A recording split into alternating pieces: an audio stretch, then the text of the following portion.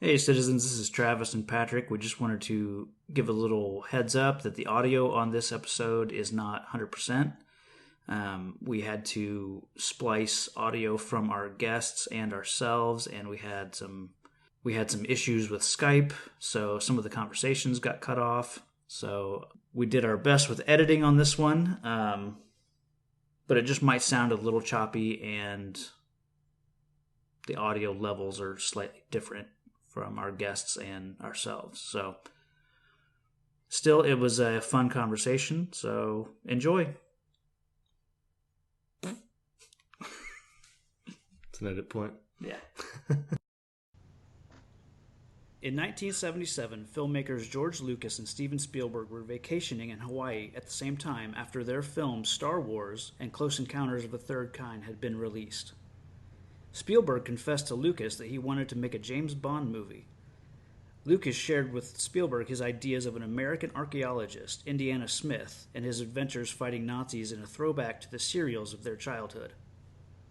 Following the success of Indiana Jones, the pair would continue to work together on a prequel, 2 sequels, and have announced a 5th movie coming in 2019. This week on Real Comic Heroes, Raiders of the Lost Ark.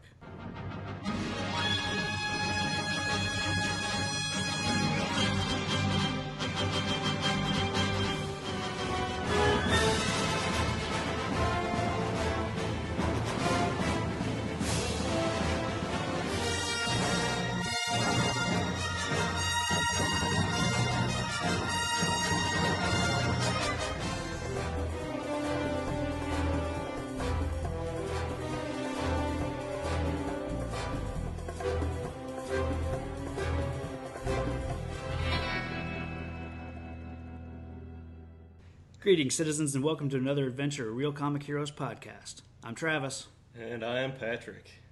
How's it going, sir? Very well. Right on. I hear we have 2 guys listening in on this podcast. Yeah, some eavesdroppers. Yeah. They pirated in on our call. We can hear what you're thinking. This week we are joined by Andrew and Anthony from No Time for Heroics, a podcast I'm a fan of. Oh, thanks, guys. Thanks for having us on. It's really great to be here. Yeah, we're fans too. Yeah. It's great because we're stuck only talking about like direct comic book kind of heroes and things like that, so we don't get to talk about stuff like Aliens and Indiana Jones. So this is a real treat. I was going to say that, this is Andrew's favorite movie, and I'm sure he's leaping at the chance to have a chat about it. Yeah, that is true, yeah. Spoilers, it's my favorite movie. Yeah, there's a downside to our format because I had to watch about 52 James Bond movies in a row. Yeah, Patrick didn't know how many James Bond or Planet of the Apes movies there were when he agreed to, hey, do you want to do James Bond? Sure. A rough few decades before this. Yeah, the 70s weren't all that kind to James Bond. I think he's still beating Godzilla for number of sequels, right? Like there's those are the top 2. Am I right about that? I don't know. What are we in, 24 James Bond movies? Jeepers Jones. And you're only up to 1980 or so. And yet only 4 Indiana Jones movies. That is a crime. I don't know. I saw the last one. Yeah. The last one did not gander much fanfare, and I think it turned off a whole generation to Indiana Jones. I'll take Aliens over rides through a mine shaft or a mine car any day. Yeah, wow, that's a bold thing to say, but I will say, you can tell what kind of Indiana Jones fan I am. I will defend Kingdom of the Crystal Skull to anybody who asks, and most who won't. Yeah, I remember his analysis of it was, I asked him what he thought of it, and he said, well, it wasn't a very good movie, but it was better than every other movie that doesn't have Indiana Jones. Yeah. Okay, so we got a serious fanboy here. Yeah, we'll have to have you back on once we reach Crystal Skull. Oh, I will do it, man. I will throw down. Yeah, it lost me with the swinging monkey scene. Fair enough. Yeah. That's a fair thing to say. Yeah, that's, I know on this show you focus on acts. The first act of that movie I really like. And as soon as they hit South America, it pretty much falls apart. It's gone, yeah. I'm not going to argue it's a good movie. I'm just going to argue I love it. Sure. Yeah, I'll believe that he survived a nuclear blast in a fridge or whatever it was he was in. Yeah.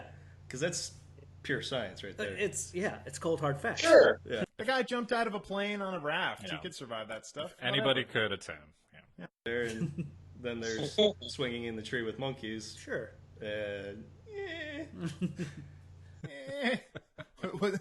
Was that your review or your impression of the monkeys? Ooh, Bit of both. I guess. Nice. Bit of both, yeah. Okay. Dual purpose. See, it was a good movie. Yeah.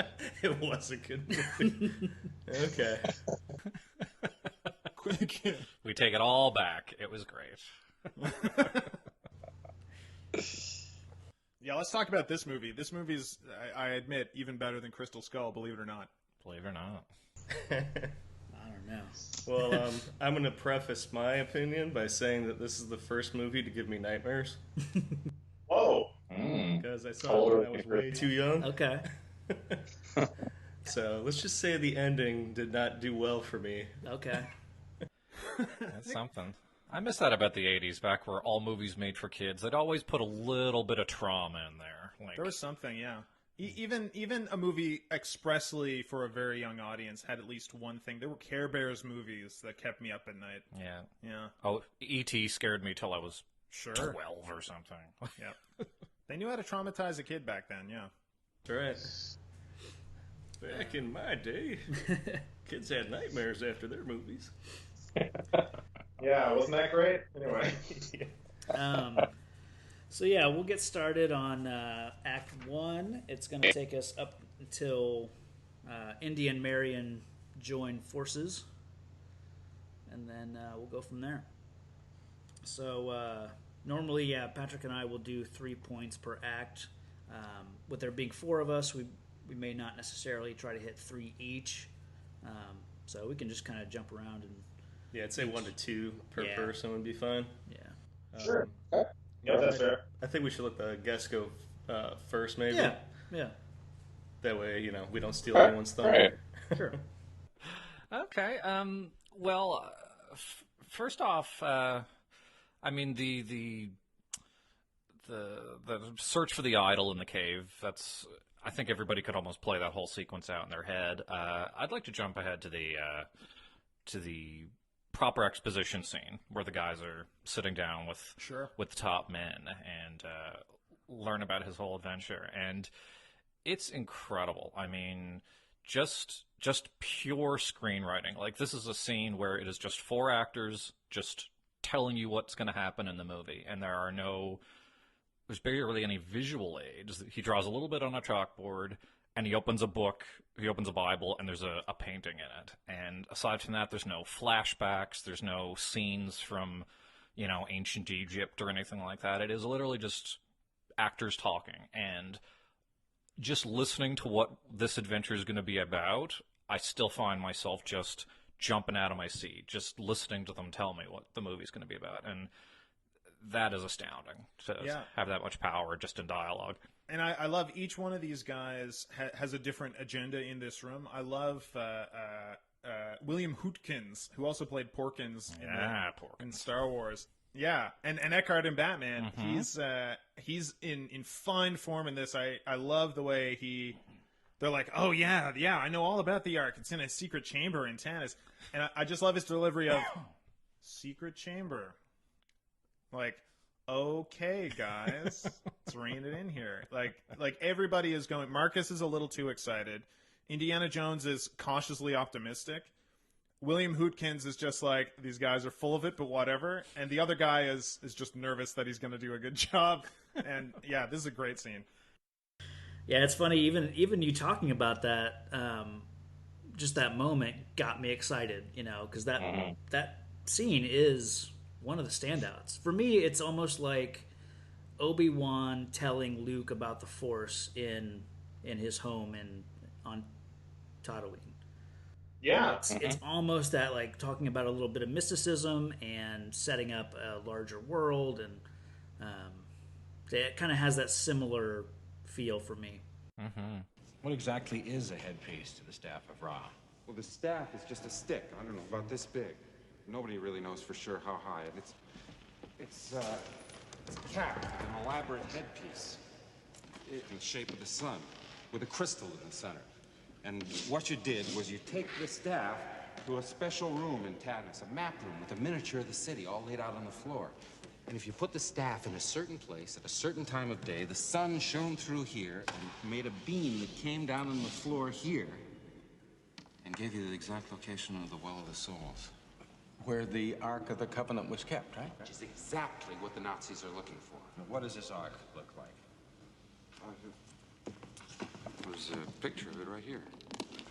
Yeah, and it's not awkward at all. It's necessary stuff to get out so you understand the story, but it never feels stilted. It's a fun scene in its own right. It really is. The only criticism I have of this scene, and it's one of my notes, is that it really bugs me when they open the Bible to a picture of the Ark, like, oh, there's a picture of it right here, and it's exactly the Ark that they're about to find. Like, it's not an interpretation of that. Yeah, that's like, come on, props guys. Yeah, that's a little spot on. Yeah. There's a picture of it right here, and it's already like basically flipped to that page, and Yep. Yeah, and the Bible verse doesn't describe in great detail what the Ark is like. They basically just say they took the tablets and put them in an Ark and carried it around. It's got its measurements, right? Like, so if you wanted to build the Ark, you could build an Ark that was the same size of the Ark. But is it measured in cubits? It was measured in cubits. Because we're not entirely sure what a cubit is now. Okay, well, you'd build a vaguely arc-shaped thing. But all it says about, like, the way it's decorated is, like, there's some cherubs kneeling on the top. That could mean anything. It could mean they're carved in there. It could mean statues. There's a lot of drawings of the Ark where their wings are kind of up like a V. And, and it's described as a seat later in the Bible, where God is supposed to be sitting, and I've never seen the Ark drawn or portrayed like a seat, and it isn't portrayed that way in this. But for some reason, this Bible portrays it exactly as the way they're about to find it. It's just good research. Interesting. Yeah, well-researched illustration. more of those cold hard facts we were talking about. Perfect. All right, Travis. No pressure, no pressure. Yeah, I like how at the start of the movie we get Indy and they wait to reveal him and all that, and it's great. And up until he fails at the idol, he is cool and calm and collected. He's like the best version of, I don't know, James Bond and any of our heroes. Like, but once he fails at the idol, he becomes this goofball. Throughout the rest of the movie. I mean, for the most part. Yeah. It's just an interesting, I guess, character direction to have him be as cool as he is until he makes a mistake, and then it's goofy looks, and I don't know, I love it. I think it's a great way to play the character. It's just kind of interesting. Yeah, and you actually hit on something that's one of my favorite character notes of Indiana Jones, and it's something that I don't think it ever works in like comics or when other people are writing this character, because it came directly from Harrison Ford, I feel. In the original version of this, he was much more a playboy like James Bond in the original script. But Harrison Ford, I remember reading an interview that really unlocked a lot of this for me with him, where he said that his in for that character was fear. That Indy gets in a situation that's over his head and he's terrified, and he's just fight or flight. And so either he's running or he's fighting, but it's and you can tell he's screaming his head off. If you read a lot of the Indiana Jones comics, he is James Bond. He's cool and collected, men want to be him, women want to be with him. But that's not the guy Harrison Ford is playing. He's playing a guy who is trying to be that guy, but he's always kind of messing up and running by the seat of his pants, making it up as he goes after that. Yeah. And that's what you're hitting on here. That's introduced immediately, that he immediately starts reacting to things, and he's a reactive character at his core. Yeah, I totally agree. And that's what I find fascinating about it is his fallibility is what draws us to him. We feel so much more like him because we watch him screw up, and we know that we're fallible creatures as well. And I've noticed a trend in contemporary movies where we want all our protagonists just to be totally infallible. And it's almost like you're watching the cinema of a video game where your character just walks in and just cuts everybody to pieces, and your brain just sort of just goes into neutral when you're watching that. It takes all the stakes out of it when we know that our character is infallible. But no, Indy is just hanging on by the skin of his teeth from the second that ball starts rolling at him, really. And it's great. It just makes you root for him all the more. Yeah.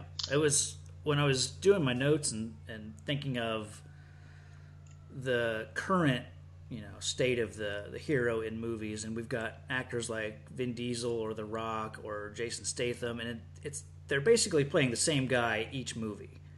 But then I think with a character like Star-Lord from Guardians of the Galaxy, they're taking him back to what this kind of hero was, where he's got flaws and he's got not everything works out perfectly, and he has to improvise a lot more in the moment. So yeah, he's not the perfect hero. Yeah, so hopefully we're getting back to that type of character. And even in this movie, like, that is something that contrasts Indiana Jones' character with his nemesis, Belloc, because Belloc is completely in control, and he's about the plan, right? Indy just came in here and blew through this temple, wrecked half of it. It kind of worked out, it kind of didn't, and he got the idol. Belloc planned all this out months in advance. He's contacted the people on the ground. He knows their language. He knows everything about what's going on. And through the rest of the movie, that's what's happening, is Indy is on the ground getting really dirty and just flying by the seat of his pants.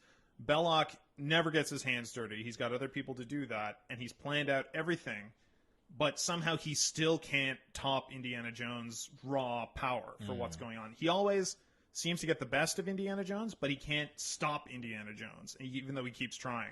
Yeah, no, I think you're absolutely right about Star-Lord. I think that's why people responded to Guardians so much, is because he was just a regular Joe, and you're thinking, shit, if I had space boots and a couple of blasters, I could do that. And there you go. And it was so fun. It's so fun to watch him, and I hope you're right, as you say, that maybe the success of Guardians will kind of steer protagonist writing back towards a more kind of classic fallible character. Patrick, you gotta... I guess I'll keep talking. Well, let's see. I had this down as probably my favorite 15 minutes of a movie ever. It told me everything I needed to know. He's good with a whip. He trusts the wrong people. Horrible jumper. Let's see what else. Hates snakes. And there is one part at the beginning when he's back in the classroom that kind of confused me. Okay. When the girl closes her eyes with the love you. Yeah. He seems taken off guard by that. Yeah. But I think Indiana Jones would be like, all right, let's do this thing. But at the same time, he's like, oh, my word. Boy, I'd never. Yeah. How dare you? Yeah, he's so buttoned down in the classroom. He's like bipolar. And he's also... Yeah, he is really bipolar, and you can see that by what he's talking about, too, because he's like, oh, the danger of archaeology. People have wrecked all these Neolithic tombs and not disturbed this one. It's so horrible. But when he's in the Hatton with the whip, he is the one wrecking those tombs. I'm going to say is the difference between, classroom Indiana Jones and temple Indiana Jones is the hat. I mean, he's not in his character, so he's not, he doesn't have the confidence and the bravado. It's like Christopher Reeve playing Clark Kent as the mild-mannered, reporter. Yeah. But when he's in the suit, he stands taller, his posture's better, he's confident and strong, and it's his dual identity. Yeah. That's what I was thinking of, because it's just so clear that the whip and the hat make him into a different person. Even down to the glasses, just like Kent. He's got Yeah. That's really interesting. And yeah, it's in that scene that I think, and you're not really listening to what he's saying. You are kind of just watching, you're just sort of taken aback by how different he looks, and you're watching these kids sort of just enamored with him. But what he's talking about is really, I think, the core theme of the movie, is he's discussing how the greatest danger to the science of archaeology is folklore, is fable and mythology, and how if we let that interfere with the practical physical science of it, it will always steer us wrong. And from the scene with the agents, we're set up this dichotomy of whether this is a crusade of faith to recover the Ark, or whether it's merely there is so much historical import put on this object that to find it is just a great success. And, the agents don't really know what to think, because they're saying, well, if it is actually made by God and is the most powerful thing in the universe, then we can't let it get into the hands of the Nazis. Whereas Jones is like, shit, you're telling me where it is? Well, I'm just going to go find it because it would be great to go find it. And it's interesting because he's talking about mythology and folklore as, like, this is stupid beliefs that end up wrecking archaeology. But what plays out in the movie is that the mythology of this piece is stronger than the archaeology and the science of what's going on, because it's the mythology of the piece that ultimately solves this movie at the end of it. It's not the fact that this is a great object of historical import. It's that you should be a little more careful about raiding this tomb. Yeah.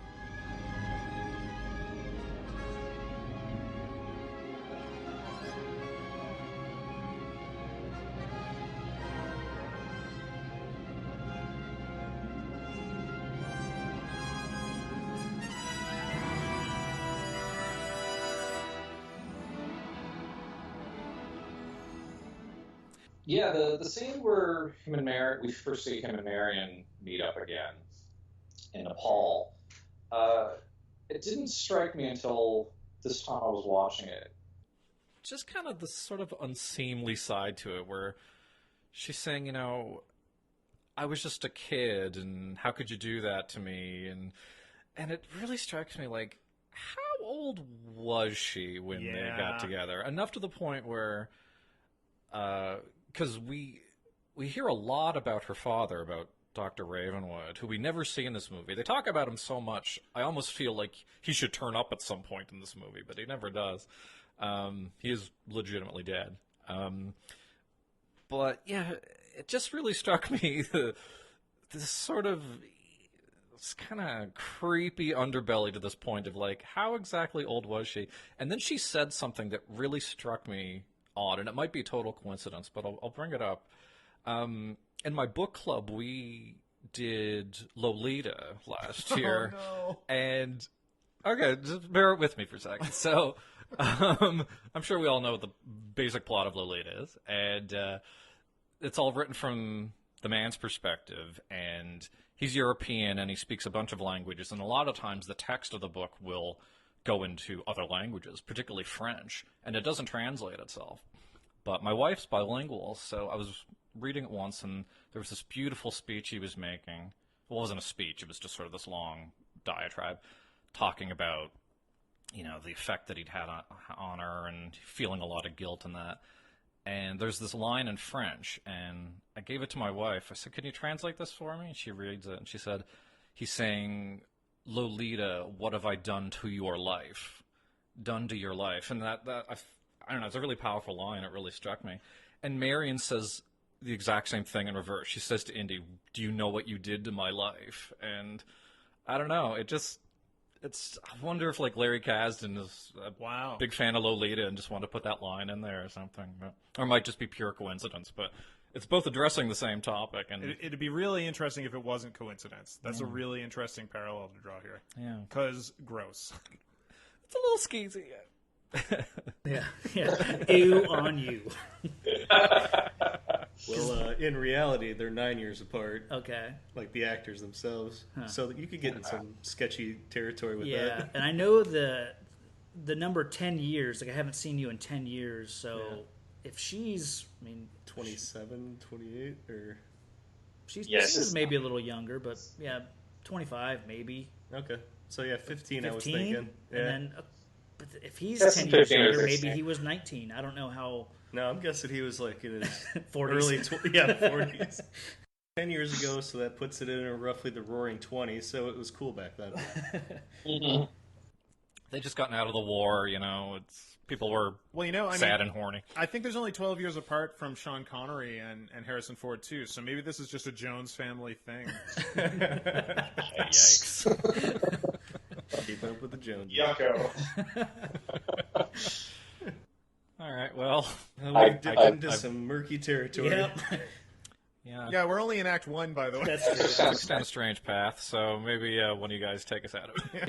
Yeah. Let's see. So this is a little thing. I'm always distracted by the conversation that they have in her bar. It's the space work that Karen Allen is doing, because she goes to a table with a tray of shot glasses. She picks up some of the shot glasses, leaves some of them, goes to the bar, drops off some of the shot glasses, and goes back and gets it's weird, because in my head I get so distracted at this scene of just grab all the damn shot glasses. They will all fit on your tray. It's I interpret this as one of those things where she's so mad she can't focus on what she's doing. Yeah. But it is for me, that isn't as distracting as when she picks up 2 shot glasses and puts them on her head or something right before he comes in. She's just oh, these are my horns now, or whatever. I have no idea why she's doing this. I've never noticed that. She got done with a drinking game, so she's pretty toasted. Well, and it's as soon as she's, she can barely make it through the game, but as soon as she wins, she is in tip-top, fighting form. Oh, she's bluffing. Yeah. She does the same thing to Belloc. She's holding her liquor and just bluffing. That's true. That male or perhaps female. She has an ironclad liver, yeah. Anybody have any idea of the gender of the person she's drinking? I always thought it was a woman. It's real hard. I don't know. I mean, either way, they're unfortunate. Puffy, whiskery woman, yes. It blurs the line between man and woman. Yeah. I've always wondered that, too, especially as a kid. It looked like a lady that lived next door to my grandma. So I assumed it was a woman. Did you often challenge this person to drinking contests just to see? Well, I was 9, so yes. I only won half the time. You guys have any other points in this? I guess I got nothing else for Act 1. So are we cutting Act 1 when they leave together? Yeah. I'm your goddamn partner. Yeah. She's his goddamn partner, yeah. Well, it sort of gave a big entrance to creepy German dude. Evil literally blows through the door. Oh, yeah. Because it kind of threw me off when his hat got taken, because he looked like the inconceivable guy from Princess Bride. Yeah. Vizzini? Yeah. I kept waiting for him to say it in a German accent. It's inconceivable. But this guy is gross. He is a really literally slimy dude, and he's great. He looks slimy. Yeah, well, he was sweating, or maybe the snow. Did anyone else notice all the steam coming off of them in the doorway? Yeah, he's got snow precisely placed on both his shoulders, and both of them are smoking. It must be dry ice or something like that. I thought they were trying to say he was like the devil or something. He's like that, yeah. Yeah. Yeah, well, you can read it that This way. character's name is Todt, and I think that's based on the Egyptian word for death. Or no, the German word for death. One of those words for death. All right. He is the most Gestapo character I've ever seen. He's the kind of guy that you could tell even guys in the SS would hate this guy. They're no, that guy's a piece of shit. Yeah. And Belloc is afraid of him later on with the hair, And Belloc has no problem with Nazis. He's pushing around all the other Nazis, Mm-hmm. so... But yeah, no, this guy, the other Gestapo have, the death's head, and he just has a picture of his own head on his, right? He's a real creeper. I did enjoy the Home Alone moment where his hand got burned. Yeah. Sure. And You just want him to run out was, and bury his hand in the snow. But I like that conveniently he just gripped it tighter than hell. Right. Just to get all that detail into the bird. Good evening, Fräulein. The bar's closed. We are not thirsty. What do you want? The same thing your friend Dr. Jones wanted. Surely he told you there would be other interested parties. He must have slipped his mind. So, we'll be in Act 2. Let's see. I wanted to bring up, as a transitional point, I wanted to bring up Marion as an interesting character because at this point, this movie came out in 1981, and in this period, there was a real push for these kind of well-rounded, powerful hero roles for women. You know, you had Princess Leia, which is kind of a half and half role. And then, of course, Ripley, which is the example of this role. Sure. And then you've got Marion, and this kind of peaks in Terminator 2 with Sarah Connor, but it really died off after that. And there was just no interest in, if you, like, watch, like, even though these aren't Oscar movies, but if you watch the Oscars from around, like, 93 to now, all of the best actresses are female love interest number 6 in whatever movie, you know, up until a point. And it really seems like, I don't know why this happened in the 70s into 80s and then stopped, but it really only seems like now we're getting back to this kind of thing with characters like Furiosa and Rey and in Force Awakens. Like, it seems that there's more of a push, but for the longest time it was just like, oh yeah, female heroes. There's Ripley, there's Sarah Connor, and see you in 20 years. Yeah. I don't know why that, but Marion feels strongly in that realm of hero. You know, she's kind of got her own thing going on. Absolutely. I mean, she gets kidnapped a lot. She does, but she's rarely at the mercy of anyone.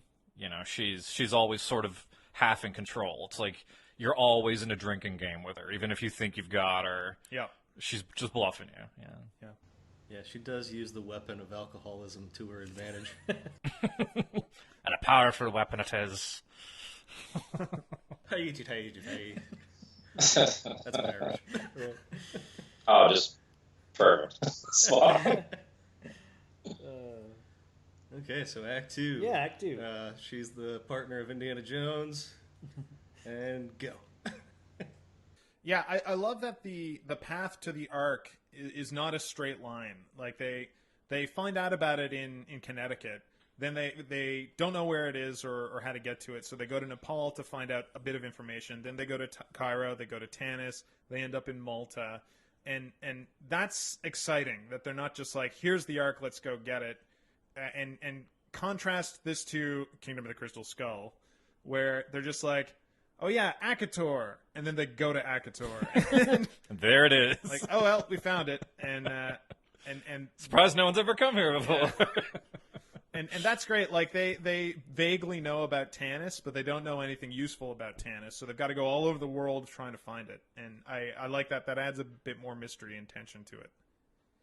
Yeah, and the scene in the Well of Souls. That's where the Ark is.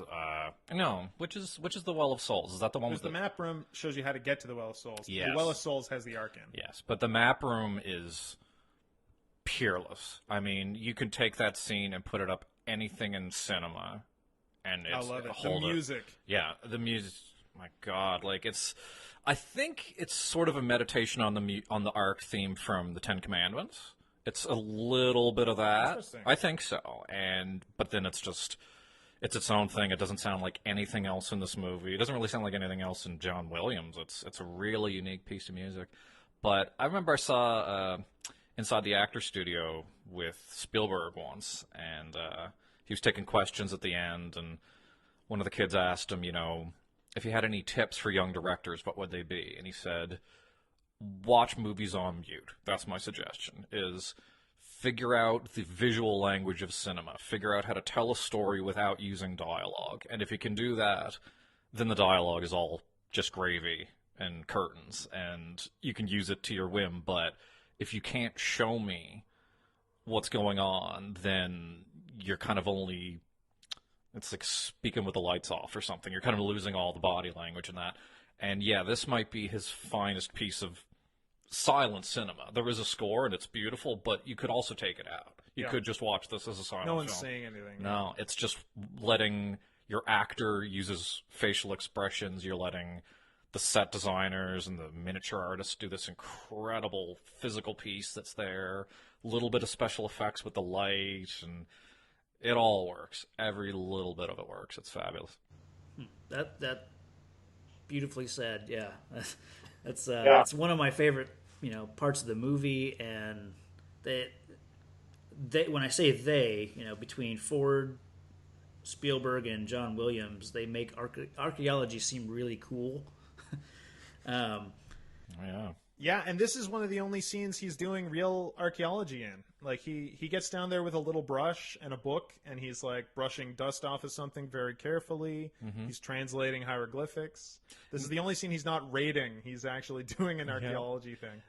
And yeah, it's like, you know, he I think that's the only time you see him pull out a brush in this movie. And that is literal archaeology. It's brushes and dental picks. It's just digging at rocks. Even when they find out the location of the Well of the Souls, he puts in like the ceremonious first, shovel, and then it cuts to everyone else starts doing the digging. That's great. Yeah, okay, here's the first shovel. All right, that's enough for the white guy. Let's bring in the iron. And I'm embarrassed to say that upon for the rewatch for this, for this podcast, I never understood how they got to the digging in the wrong place. Like, I never put together that it was through Toad's, the burn in his hand, which is why they got one side of the what's it called? The headpiece. The headpiece. Yeah. Is that where it came from, Andrew? Yeah. And what I love about that too is you are told that that's happening before you know why, because the characters don't know why. Mm-hmm. Sala is like, I don't know what's going on. They're digging somewhere. They've got a headpiece like yours. It's only got markings on one side. I don't know where they got it. And that's not really important to the scene. It's happening in the background that the Nazis are somewhere else and you don't know why. Mm-hmm. And it's never explained like, oh, they got it from his hand. He just shows up at one point, Toad, and hails Hitler, and you can see the burn in his hand. And it's up to you to figure that out. And it's not crucial to the plot that the Nazis are digging in the wrong place, except for that they're not where Indy is, and Indy's smarter than them. Yeah. It's that, it is left to you to, this is all subtext of what's going on. It's not, there's never a character that says, hey, audience, they got it from Toad.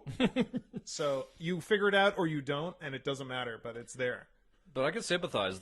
A lot of the plot of where they're digging and that whole middle act is hard to follow. It is. There's a lot of sort of scenes of exposition, like where they meet the old man who translates the medallion and that, and they throw a lot of details at you, and it is hard to follow. Me and the wife were watching it. We were trying to figure out, did he have just a rubbing of the medallion that was only one-sided, or did he get it off the burn on his hand? And I was thinking that it was something else, but I think that's the best way to do it, is that, later in the movie you just see him show up the burn, and you're like, oh, that's where they got it. Yeah. Oh, I got something. Lay it on me. The big thing that jumped out to me is that Indiana Jones is cool with using children as a shield. Well, and Sala is okay with using his own children. That too. That was my next shielded. I'm like, that is some rough stuff, man. Egypt just not worth anything. He's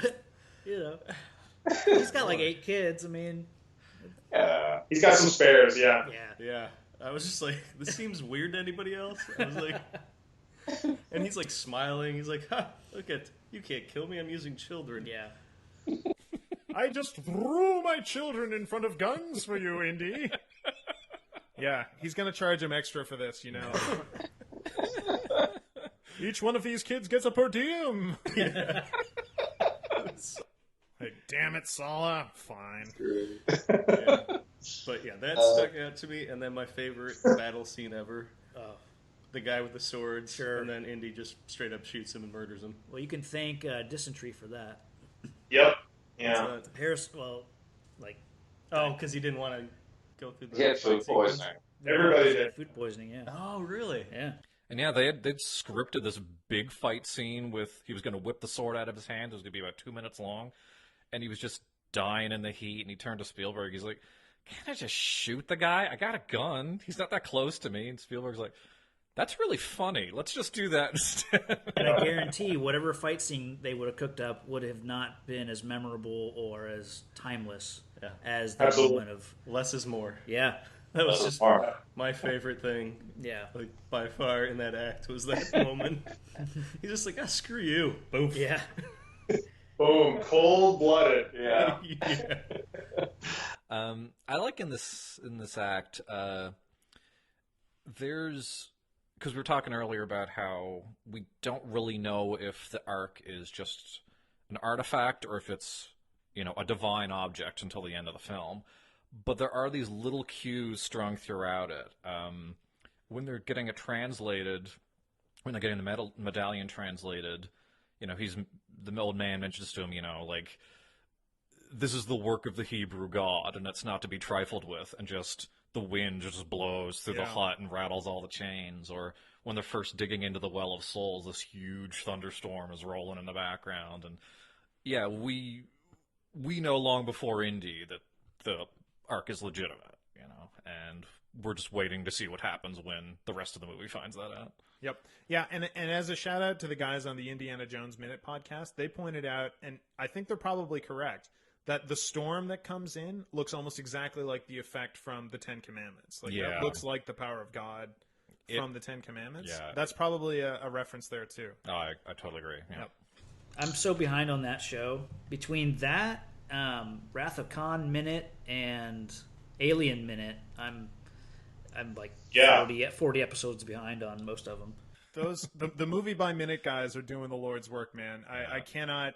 grinding, man. Just every commute I have, there's a minute podcast for me to listen to. So kudos to those guys, and shout out to Pete and Alex at the Star Wars Minute for coming up with that format. But that takes some patience.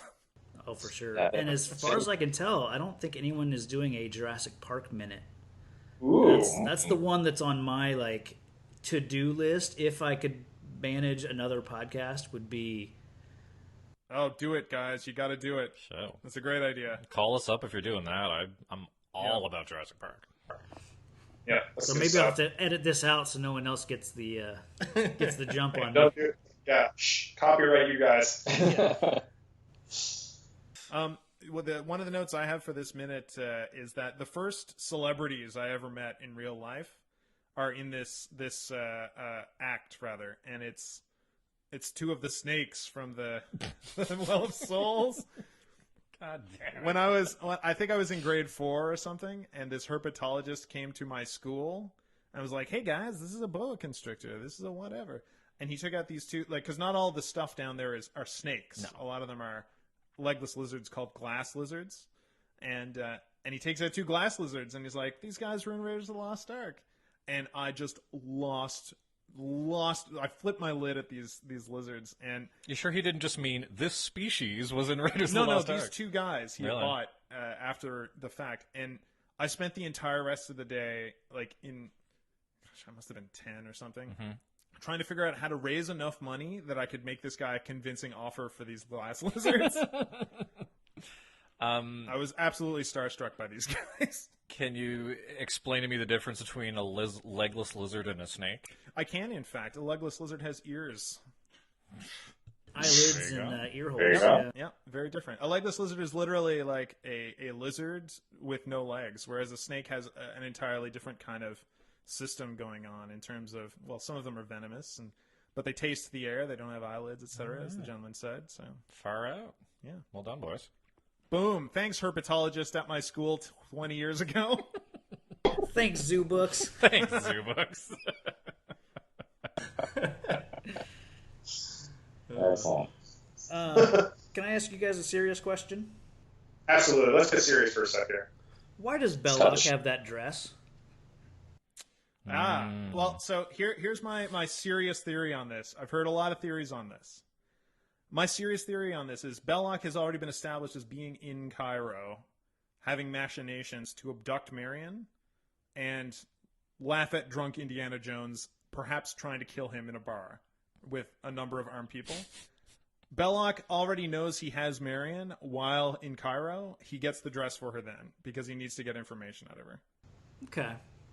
Yeah. Belloc, it is established that he has opportunity and motive to buy a dress.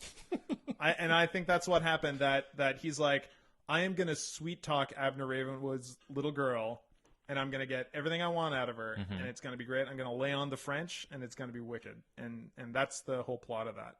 Yeah, it never really jumped out to me until you mention it now, but I always sort of thought it as, well, he's a man of expensive leisure and is often in weird places that don't have access to these things. And I thought, yeah, he strikes me as the type that if he ever ran into a lady that he'd like to dine with, he would, he imagines that she would appreciate having something nice with some nice shoes to wear to said dinner. And in her size, though?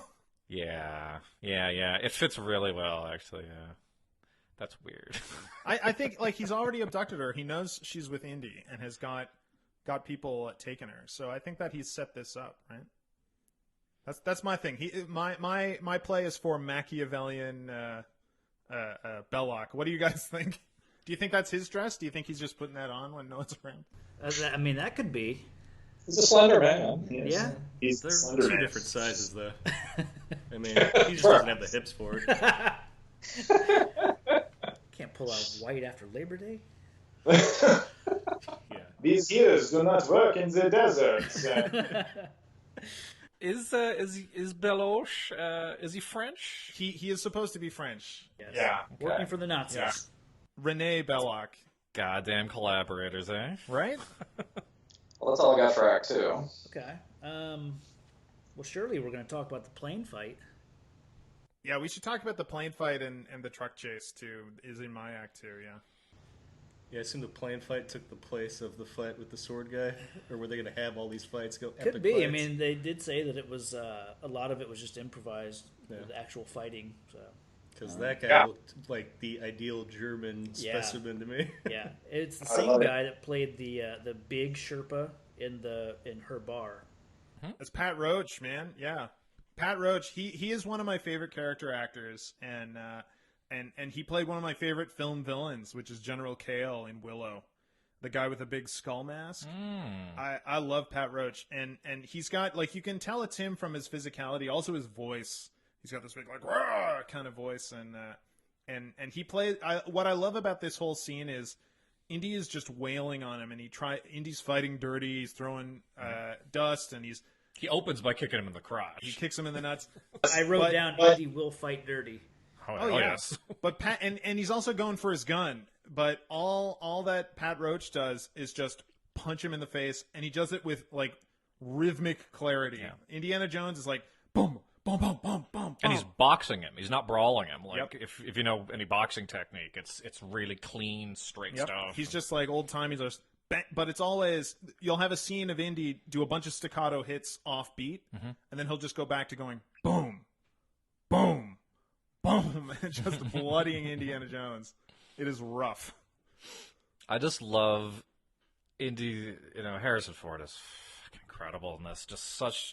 Just his body language is an expression. When he's playing Han Solo, sometimes he can just be sort of stone-faced, but he's always doing something with his expression as Indiana Jones.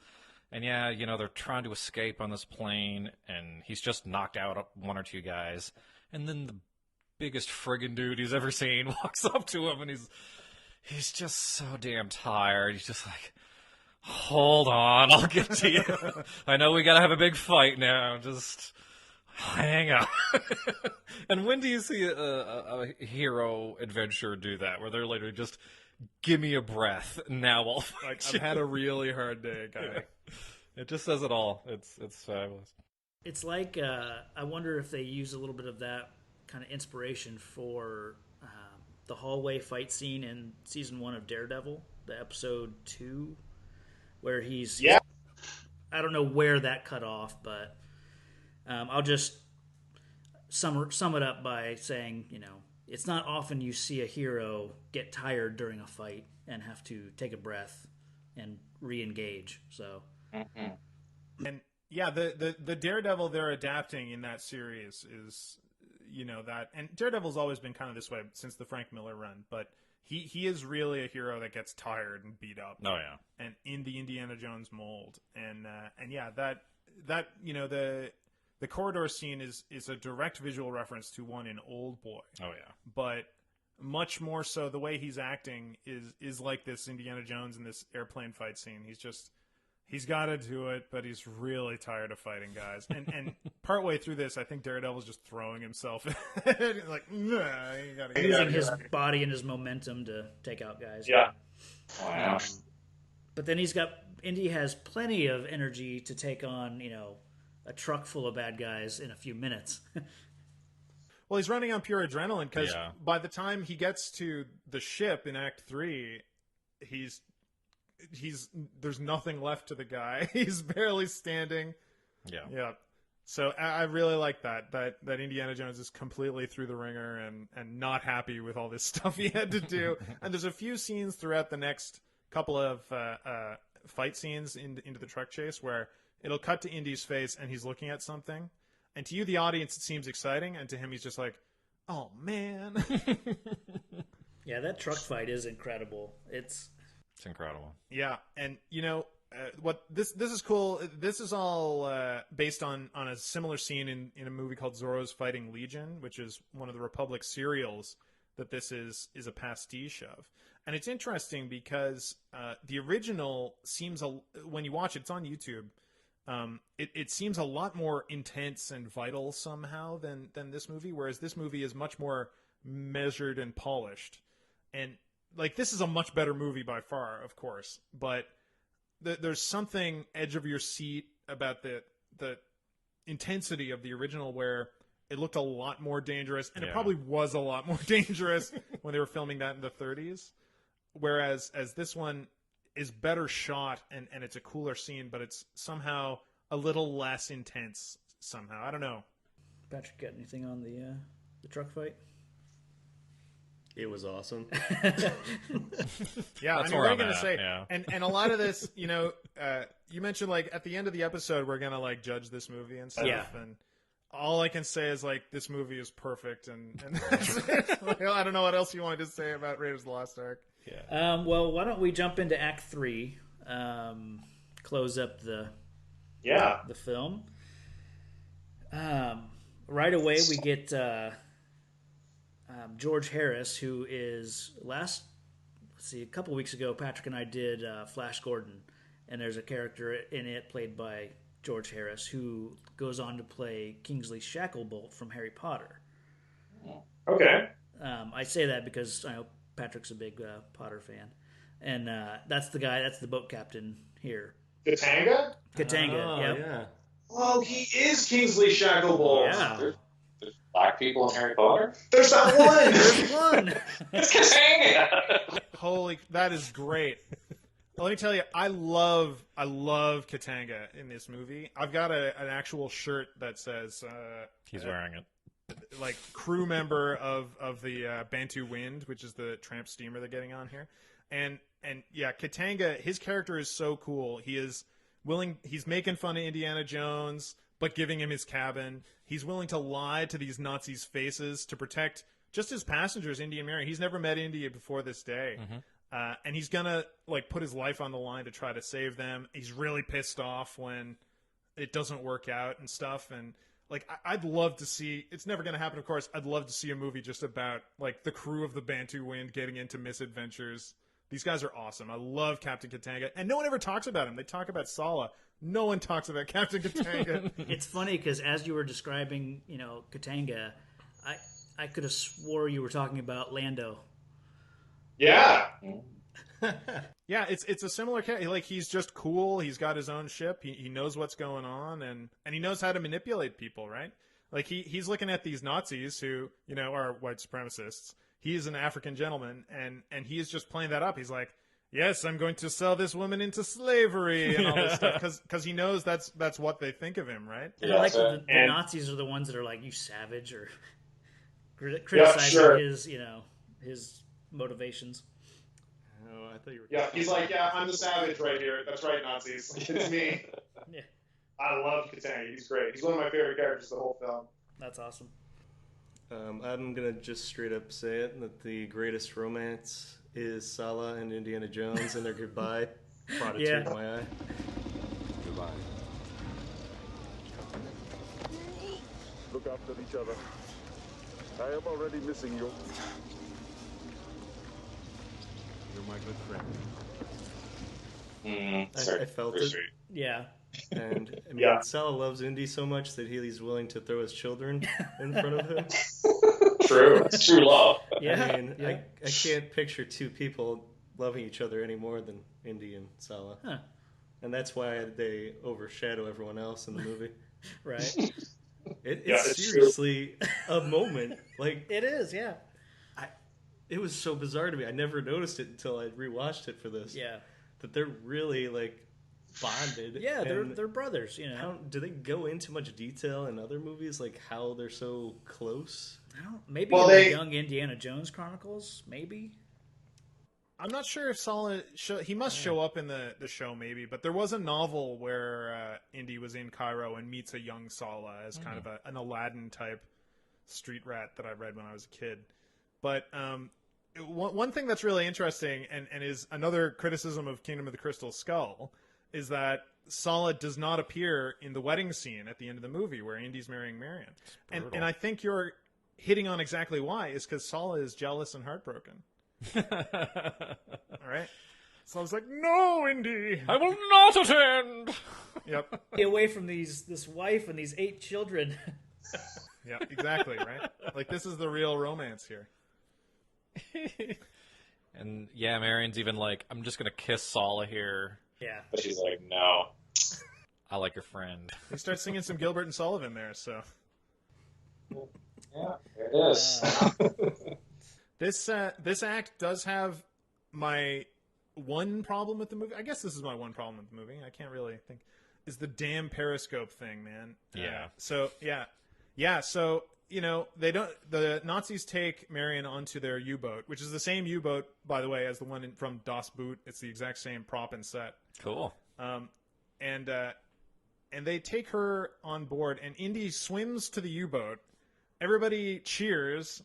And then it basically just cuts to the map and cuts to Malta, and question mark, Indy survived. And there's a really strange shot from within the U-boat of presumably the U-boat captain, as it turns out, but it has the music cue that tells you Indy's up to something. Mm-hmm.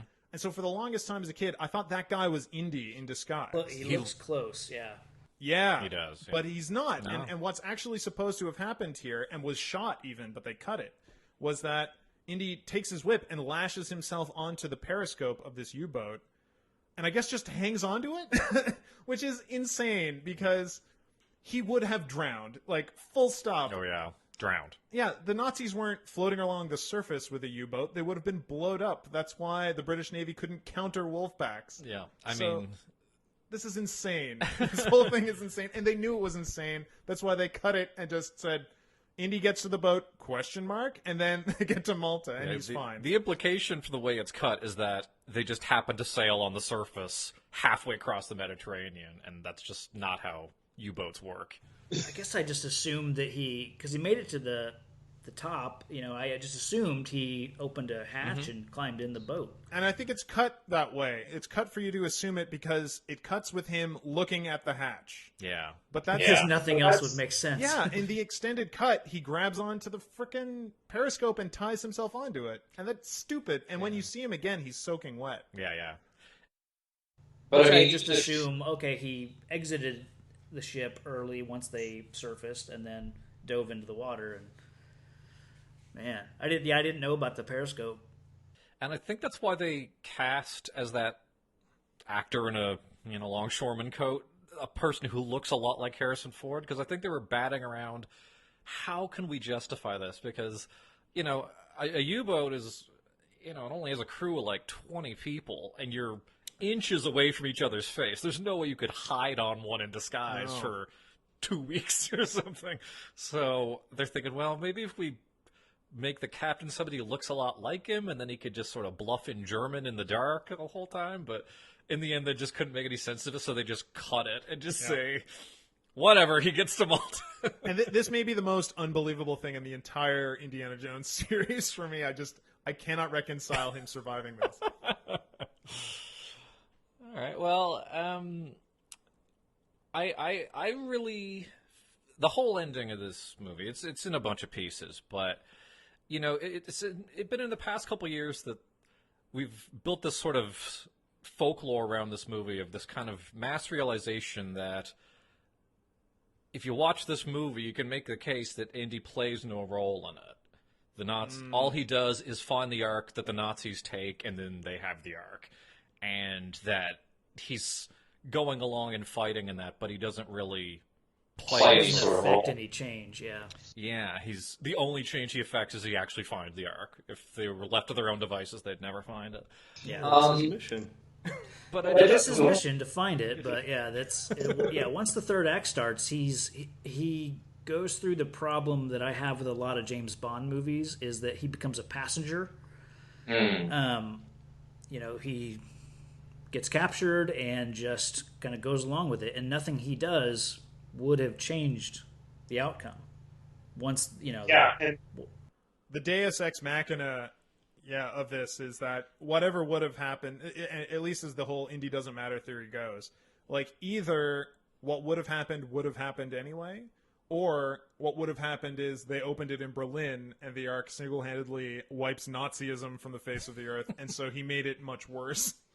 But that wouldn't have happened because it's Belloc who says, we have to open it here because if we bring it to the Fuhrer and it's empty, we're all probably going to be hung for it. So let's do it now. But I think that's just Belloc wanting to take the power for himself, but disguising it as, we better test it first. Yeah, he does say pretty hungrily in that Cairo bar that this is a transmitter for talking to God. So, like, he does have this as kind of a... That's the only two times he really expresses that, but he does have this kind of hunger to see what's going to happen here. That's interesting, and it's just his modus operandi straight from the first scene of the movie that I let Jones do the work, and then I show up and take his shit and get the glory, and I'm going to be the one who opens the Ark of the Covenant. Right. But as opposed to it, let's just looking at Jones as just a passive figure, I think it is more subtle than that. Particularly the fact that he gets onto the island, and they're carrying the Ark, and he picks up a Panzerschreck or some sort of bazooka, and he says to them, I will destroy the Ark. And this is a really interesting moral quandary here, where he says, I will destroy it, and he says, all I care about is the girl. I'll just take the girl and go. And, but at the same time, Belloc says to him, I know you're not going to destroy it. You are an archaeologist. This is the most important artifact in the history of our field. I know you won't destroy it. And he just calls his bluff, and Indy just surrenders. He would rather just turn it over to the Nazis than, see it destroyed or be the one who destroys it. He can't bring himself to do it, even to save the girl.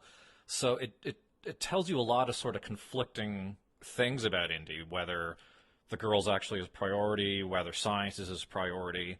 It gives you more of an indication that he doesn't believe in it.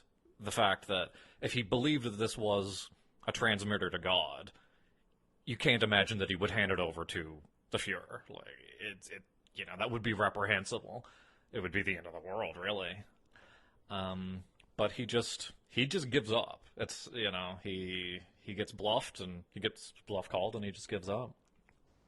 All your life has been spent in pursuit of archaeological relics. Inside the Ark are treasures beyond your wildest aspirations. You want to see it open as well as I. Indiana, we are simply passing through history. This is history.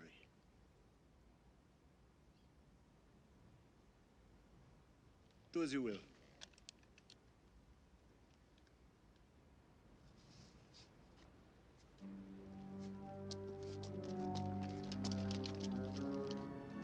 And like you said, just with the bluffing, it really shows how perfect of a villain Belloc is. At least a perfect antithesis to James Bond, Indiana Jones. Yeah, because he calls him. Jones can't beat him at this instance because Belloc has it too perfectly planned out. And he tells him right at the beginning of the movie, and he tells us, he said, "There is never going to be anything that I can't take away from you." This is the roles we play, and my role is to take the shit that you find. Yep. If you'll indulge me, I got a little bit of an anecdote though that talks about the finale. So, a friend of ours, you mentioned You couldn't believe that somebody wouldn't like The Incredibles. Well, even more so than that, we have a friend who, for the longest time, he maintained that the best Indiana Jones movie is Temple of Doom. This was before Crystal Skull came out. There's an argument, okay. And, we were just a bunch of angry fanboys, so we would tear into him all the time. But in the end, it just turned out that he hadn't really given Raiders a good chance. So flash forward a couple of years, my friend decided to, as an academic exercise, he was going to read the entire Bible, particularly the Old Testament, and just to kind of get some backstory on different references to the Bible throughout literature and things like that. So we were working together at the time. So every time I'd see him at work, I'd say, "What's going on in the Bible these days? Where are you too?" And he got to this point where he was reading all about the Ark, which the Moses Ark story dominates, I don't know, the first 6 or 7 books of the Bible. It goes along far longer than Exodus. And it's into the book of Joshua, where they're taking the Ark around as a weapon. Blowing and stuff up. Blowing stuff up with it. And it makes this army indomitable. And he says to me, he said, "I figured out the end of Raiders of the Lost Ark because of reading the Bible." And I said to him, "Yeah, it always struck me odd in Raiders how Indy knows not to look at it.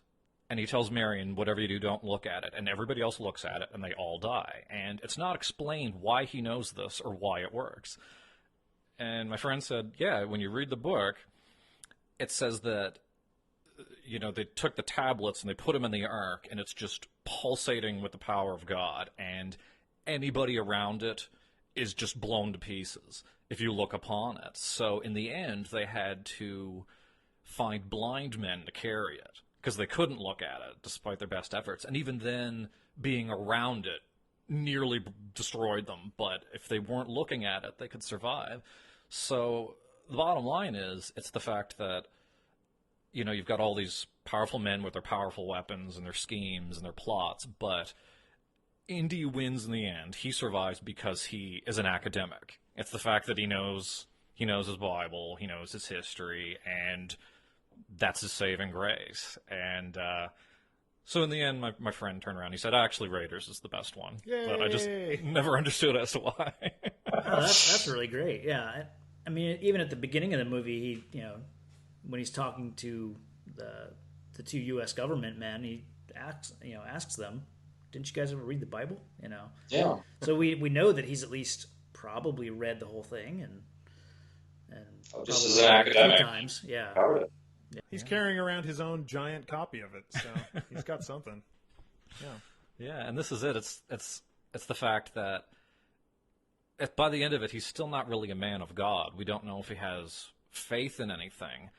And this is the first thing he's seen that's led him to believe that there is anything more to the Ark than it is just an artifact. But once things start getting weird, he immediately clicks. You can see it in his face. Yeah, and he says, yeah. He's watching just like everybody else for a moment. Mm-hmm. When things start getting weird, he immediately knows, like, "Oh, I can't look at this." Yeah. Yeah, and tells Marion. But for a moment, he's like smirking and watching them do it. Mm-hmm. And then he's like, "Oh crap, things are getting real." But yeah, much like the thing with the medallion being burned onto the Gestapo's hand, the movie never comes out and tells it to you. And same with this. We don't know why he knows not to look, but it just makes you have to dig a little deeper. Yeah. And but the answer is there. There is a logic to it. So I really like that. Cool. Yeah. Yeah, I always sort of assume that because it's common that divine energy can destroy a simple mortal. Like, even God's voice can destroy a human. Sure. So it makes sense in that matter. But yeah, I didn't know it specifically, like, mentioned it in the Bible. Yeah. Yeah. Yeah, they used to describe, I'm not sure if it was a history book or in the Bible where they describe how the temple used to figure out who was worthy of dealing with the Ark. Because they kept the Ark away from the rest of the temple hidden so no one could see it. And they used to get a priest who they're like, "This guy's really devout. Maybe he can be the Ark handler of the day or whatever." Mm-hmm. They used to tie bells around his legs and a rope around his waist and let him go into where they kept the Ark in the Holy of Holies. And if the bells stopped ringing, they knew he was dead. And they could just pull him out by the rope. And they're like, "Oh, well, I guess he wasn't worthy." And they'd just try to figure out who was the most, worthy priest to handle the Ark. Yeah. So, but in the end, none of them were. It was literally only Moses who could handle it. So yeah, they just had to find people that just couldn't look upon it no matter what they did. And this is in other nations' mythology about the Ark too. In Ethiopia, and they claim they have the Ark in a temple in Ethiopia. Mm-hmm. Their mythology of how the Ark got there was that when this guy stole it, the son of Solomon, I think, stole it. Yeah. He realized once he got outside of Jerusalem that he wasn't dead, and if he wasn't dead, God must want him to take it. And so, like, that's their whole national mythology, that it was allowed to come here, so we have to hide it here. Yeah, God wanted it here. That's why it was allowed to be taken. So that's, like, it's interesting that this artifact represents not looking at itself as kind of its ongoing theme, legendarily, and also in this movie. Mm-hmm. Very interesting. Well, I'm going to assume that Salah's children transported the Ark for Indy. Absolutely. Well, they're very disposable, as has been established. Threw some bells on them. Said, have at it, kids. Salah was at home tying those bells on for weeks. Yep. Oh, Indy will really appreciate this. Make sure you take Ahmed first.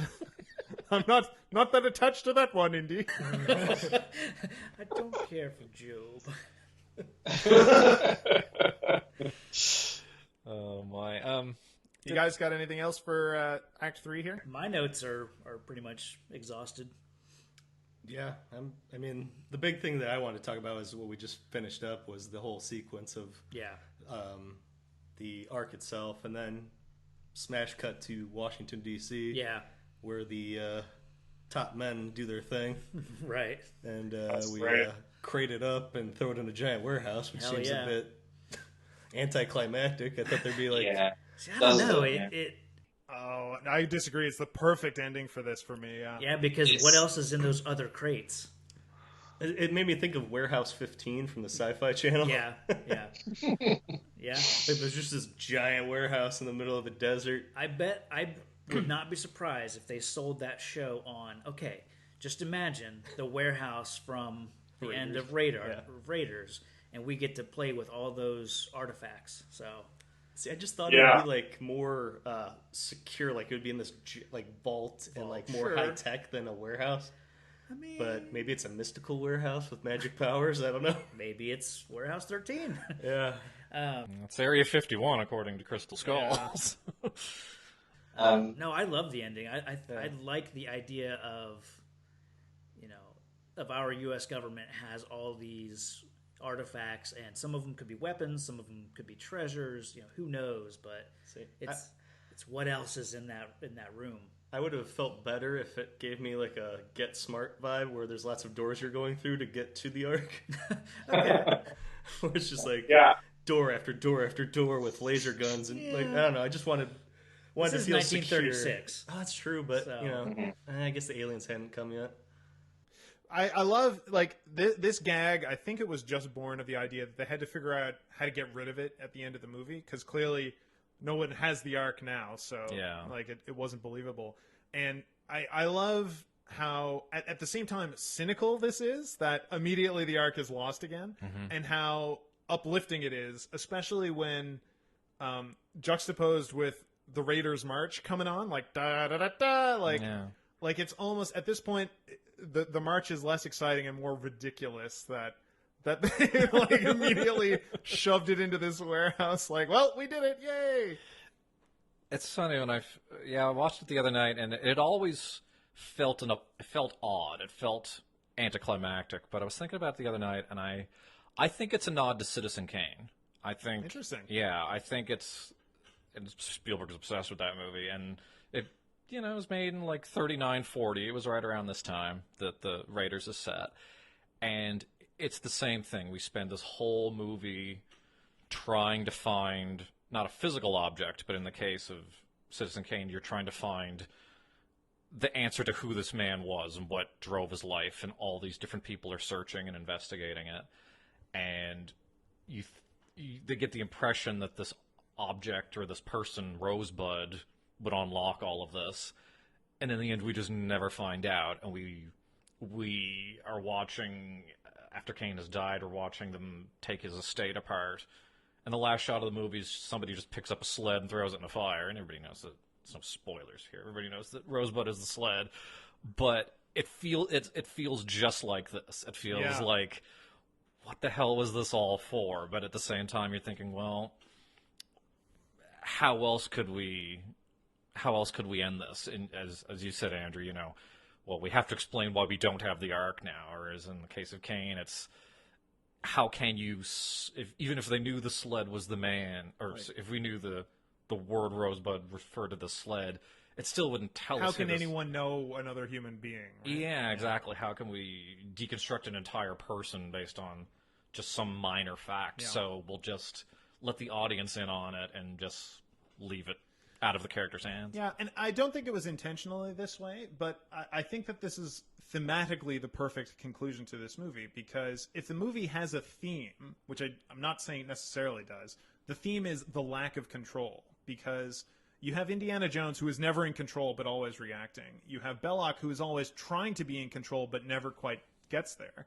You have the Nazis, this fascist control. You have the American government, who's like controlled by committee, like democracy. Mm-hmm. All this different kinds of trying to control something. In this case, the Ark, but trying to control. And with the denouement of the movie, one, like, there is no control because God wipes out everything on this island. Yeah. And two, then they immediately still can't even control, like, all this money and resources that the U.S. have put into getting this Ark, and they still can't really do anything with it and don't know where it's going to end up. And I think, like, all of these different parties fighting over this thing, the fact that there are so many different characters going in different directions after this renders any illusion of control useless that you have over this thing, that the thing is controlling itself, but no one is really controlling it, and it doesn't matter by the end of the movie. And I think that's a good theme to have in a, like, serial-style adventure movie, where the point of the movie is the journey from one action scene to the next, really. Mm-hmm. And it's just like seat of your pants flying. There's no control. You're just trying to keep up with it. So I don't know. If there's a theme to be said of the movie, and like I say, I don't know that there really is. I think it's just fun. It's the lack of control and the trying to make up for that in daily life, Yeah. Yeah, I agree with a lot of that, yeah. As I said, I think maybe another core theme of it is established in the beginning, this dichotomy of science versus folklore and archaeology versus true faith, and that's goes back and forth right up to the ending, where it is only by acknowledging the unexplainable that he managed to survive. It's only when he says, well, if he was just a scientist, you say, well, of course I can look at it, because there is no God, and it's just rocks in a gold box. But no, he has to relent to the power of God in order to survive the picture. Hey, what happened? You don't look very happy. Fools. Bureaucratic What'd fools. they say? You don't know what they've got there. Well, I know what I've got here. Come on. Buy a drink. You know. A drink?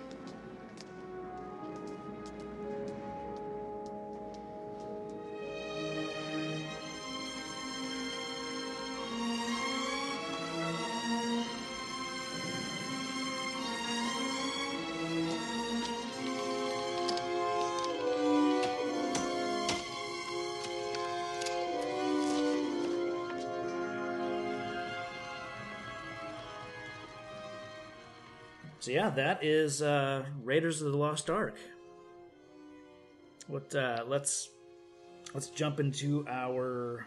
Normally we do what holds up, what doesn't hold up, but with this, I mean, the only example of what doesn't hold up is the stormy sky behind Indy when they break into the Well of the Souls is a little, you can tell like the green screening, it just isn't perfect, but yeah, this is the age of practical effects. Like, all those effects hold up, but their green screening was not there in anything. Yeah, that's true. You can always see the line around a guy.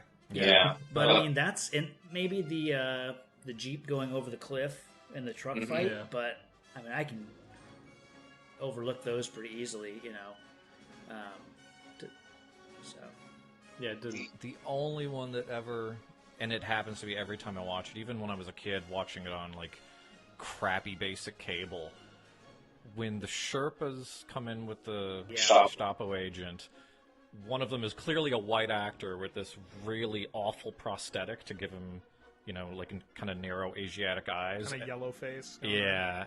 It's just a really lousy prosthetic. That's a good point. The makeup and even you can tell the sword fighter that Indy shoots, you can tell that he's got a lot of bronzer on, you know. So those makeup effects are... But we're in the Blu-ray age where just the minor flaws of things get forced in ways that they wouldn't even be able to see them back then. So we're really nitpicking, right? Absolutely, yeah. The only thing I said doesn't hold up is Indiana Jones' archaeological methodology. Like, just raiding a tomb, he's blowing over priceless artifacts. It's not cool, man. Yeah. Not cool. No, he's not. He's really not an archaeologist. He's like... an Egyptomania Egyptologist, as in we will find something, bust it open, find all its goodies. He's a grave robber, and then he's a glorified grave robber. On the male Laura Croft. Sure, there you go. He doesn't shoot as many tigers as her, but he does kill quite a few animals. And he looks just as great in shorts. Yeah, they really ripped her off. Tasteless. So a few minutes ago, Patrick, or when we were kind of on our little break, Patrick alluded to me that you have an alternate ending. I do. Okay, let's hear it. Well, the thing that annoyed me is that we have this awesome weapon, and I was trying to figure out how we could use it. Okay.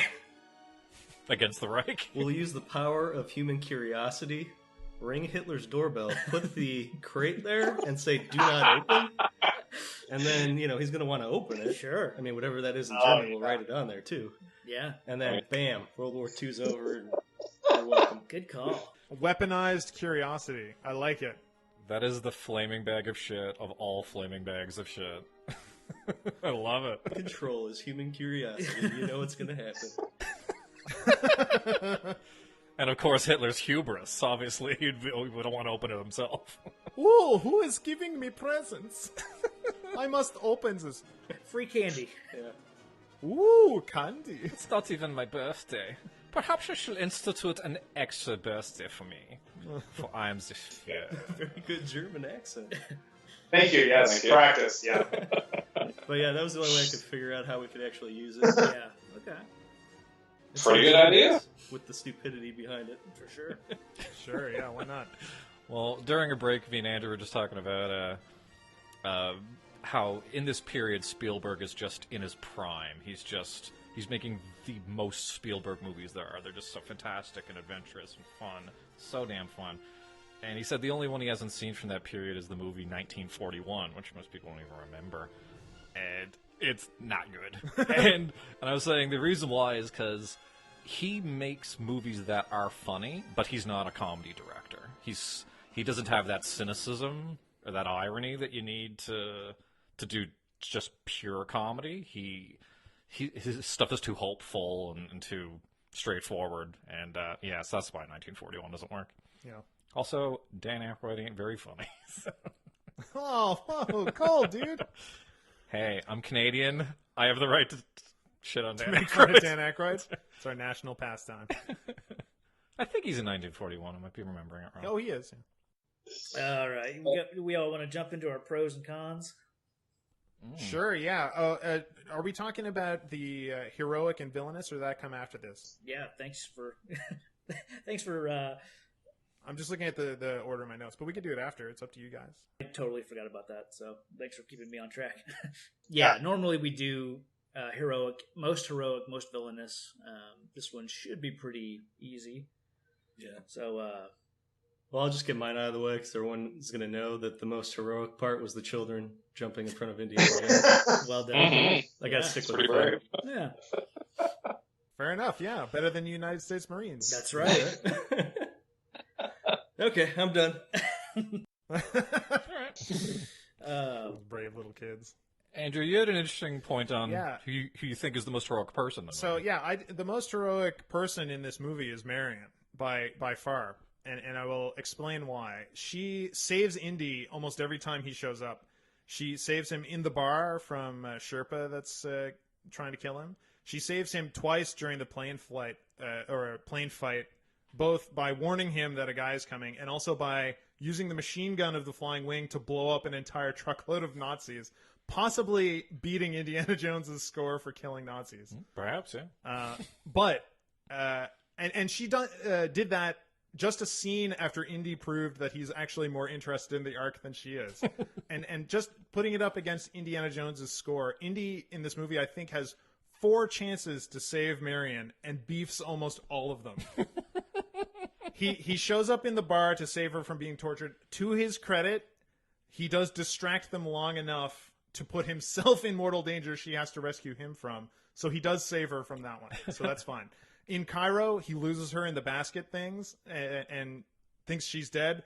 Total fail. Leaves her for dead. Yep. In the tent, perhaps worst of all, he's about to rescue her, decides it's a better idea to go for the Ark, and just leaves her tied up. Yeah. Gags her and everything. Probably a relationship breaker. Yep. And then on Malta, he's about to blow up the Ark to save her, and then again decides the Ark is more important than Marion, and leaves it. In the most blatant sense. Yeah. So almost every time he tries to save her, he fails. She saves his butt at least twice. So I got to give it to Marion. She is the hero of this film. So yeah, I can, they seem so in love when it ends, but I can see why they're not together by the time Last Crusade rolls around, because I'm sure she sat back and thought about the events of the Ark adventure. It was like, boy, you left me for dead a lot, Jones. See ya. Woof. Anthony, what about you? What's your heroic? It's the truck chase is one of the most heroic things I've ever seen, and not particularly in an ethical or a moral sense, but just this is a hero doing heroic stuff. It's just buckles are swashed. Yeah, he's swashing some buckles, and you just can't kill him. He's just clawing and snarling and biting and smirking, and it's incredible just to watch him do his thing. Mine is basically the same. When that, I think they mention he's going after the truck, and then they split ways, and then all of a sudden he bursts out of a tent on a horse, and then the music just starts playing. And that is, at that moment, I wrote down that I might like Indiana Jones more than Han Solo. Oh, I 100% do, yeah. You're not alone. So that is kind of along with what you were talking about, Anthony. Like, it's a heroic feeling, not necessarily heroic actions. I mean, he does take action on the truck, but it's just that swell of, the heroic moment. Yeah. So it just kind of... Oh, it hits you, yeah. It's overwhelming how badass it is. So my wife said the exact same thing. It was at that moment. She said, this is the most heroic moment of the movie. Okay. Yep. Just him on the horse, yeah. Incredible, yeah. So, villainous. Villainous. For me, it's Belloc stealing the idol at the beginning. It's just, we've watched this poor man suffer and, fight and claw to get this thing out and be chased by a giant boulder. And finally he's free, and this other man who is supposedly in the same field as him says, I have just waited for you to get it, and I've done no legwork, and I haven't earned this at all, and I'm just going to mug you for it. And then, he turns his back, and Indy runs off, and he tells him, yeah, go kill him, and then he just looks up at the idol and just starts cackling. It's the laugh. Bordering on, cartoonish supervillainy, but it's the laugh. Yeah, it all works, though. It all works. Okay, my most villainous is the character, the Monkey Man. Okay. and here's my reasoning on this one. 1, he has an eye patch. Sure. 2, is a Nazi. Yeah. 3, is up for hire, so he's not only a Nazi, he's a mercenary Nazi, which is substantially worse. Yeah. 4, he corrupts an innocent monkey. Yeah. And 5, gets that monkey killed. He does. That guy's a jerk. Sure. No such thing as an innocent monkey. I'm with you. I got no time for those monkeys. That's two things I don't trust: eye patches and monkeys. There you go, right? Yeah. And that's the Monkey Man is the same guy that plays Barranca in the beginning, who turns on Indy. Oh, really? Yeah, it's the same actor. Yeah. That was I didn't notice that. It was recently pointed out to me, and that blew my mind. Yeah. Yep. I think my most villainous. It's definitely when Belloc, calls Indy's bluff. I think because he just lays it all out. If you want to blow up the idol, go for it, because he knows he won't. He knows he's beaten Indy yet again. It's not a major villain moment, but it works for me.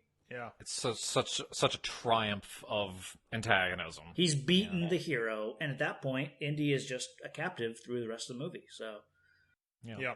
He makes him surrender. Yeah, you don't see that very often. And just with his voice, he doesn't overpower him. He talks him into surrendering. Yeah. Yeah. Indy is held at gunpoint, but it is after he lowers the bazooka. He has given up. He does surrender. Yeah.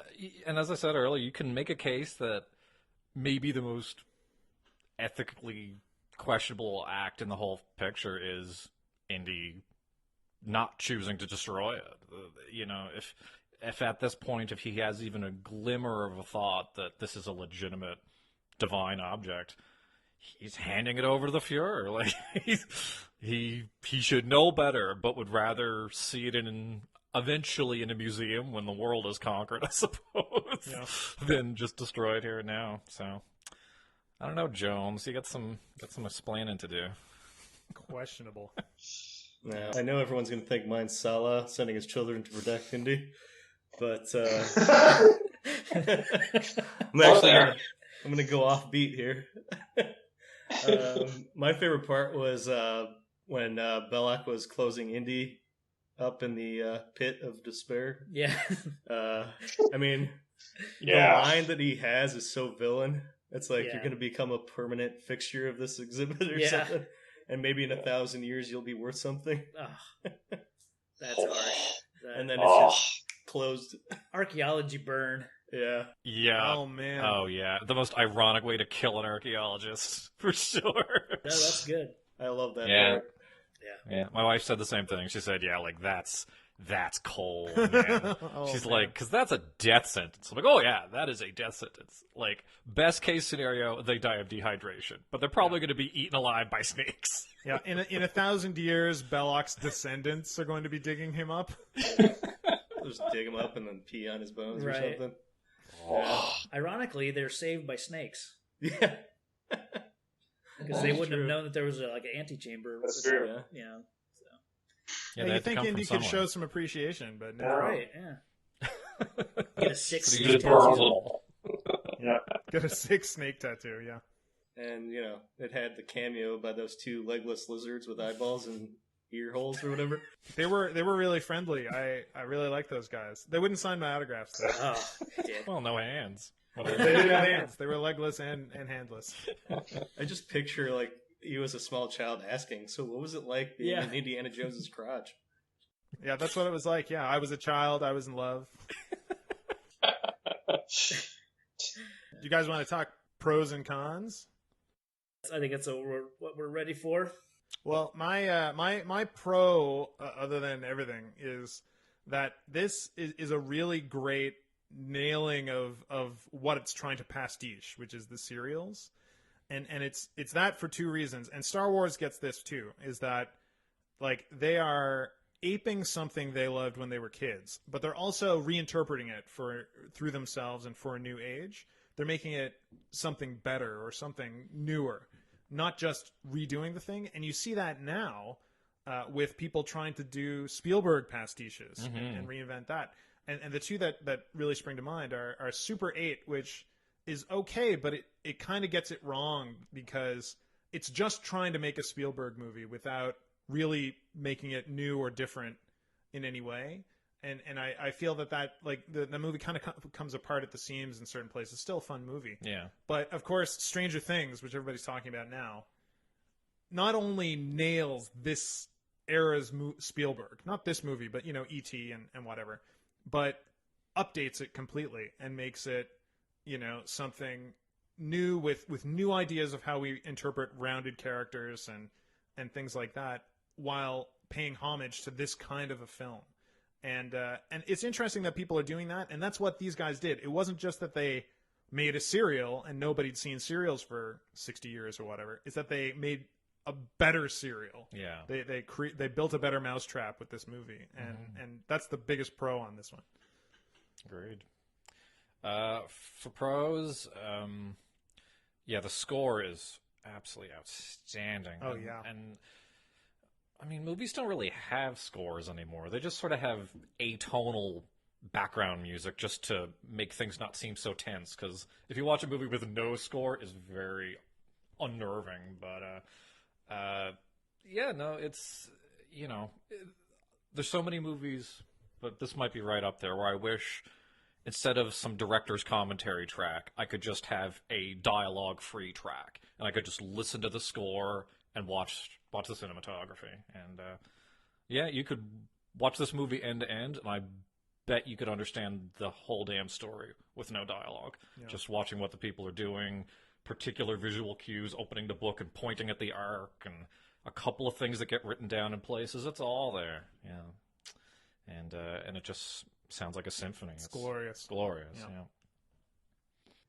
So for my pro, I'm going to have to say that we sort of touched on it earlier, that I like a not-so-perfect hero. And I think Indiana Jones fits that, as you were talking about him failing Marion on multiple occasions, and essentially him believing that he murdered her in the truck that blew up, and just going off and drinking. It's just refreshing to see somebody that doesn't get everything right away, and that part of the fun of the movie is watching him fix his mistakes, I thought, and trying to figure out, like, because at no point do I think Indiana Jones has this under control. Right. Like, I feel like he's constantly just winging it and hoping things turn out his way. Yeah, he's definitely in control in the map room. Like, that's his element. Yeah. He does it perfectly, but But man, when it comes to action, he's just flying by the seat of his pants and just improv. And he does well, considering he's a book guy that just reads and teaches students. I mean, he's got some skills, but they're not refined like his education is. Yeah, he's just a really good improviser, right? Yeah, he's a street fighter. I don't mean in the video game sense. I mean literally in the... He's a Blanca. He'll just kick you in the crotch and punch you when you're not looking, and there's no formality to any of it. But even unlock code to get Indiana Jones into Street Fighter now. How cool would it have been to be either a history professor or an archaeologist in 1981? How late would you have gone? Man. That's right. Yeah, that's my life, guys. Yeah, that's what it's all about. I bet they all have those hat sales went up, I'm sure. A friend of mine took a archaeology course at the university here in St. John's, and most archaeologists are just, they're just people who spend their lives in libraries, but this particular guy was actually Indiana Jones. And he opened his course by saying, yes, I've been in the field for 45 years, and I decided to come back and teach a little bit. I've been held captive by the Taliban twice, and, had things confiscated from me by the Iranians, and, I've been stabbed and burned. And there you go. He was just, literally Indiana Jones. It was great. It does happen. My main pro would just be, I've kind of already talked about it, is just how Harrison Ford played Indy. He's as cool as Han Solo, and I know I keep saying cool, but that's kind of how you define this character. He's as cool as Han Solo, but he's not the same. It's not the same type of cool. Yeah. And like I said earlier, he's much more rounded, I think. What's that? He's a much more rounded character, I think, than Han Solo. Yeah. And Solo's very arrogant. Particularly at the beginning.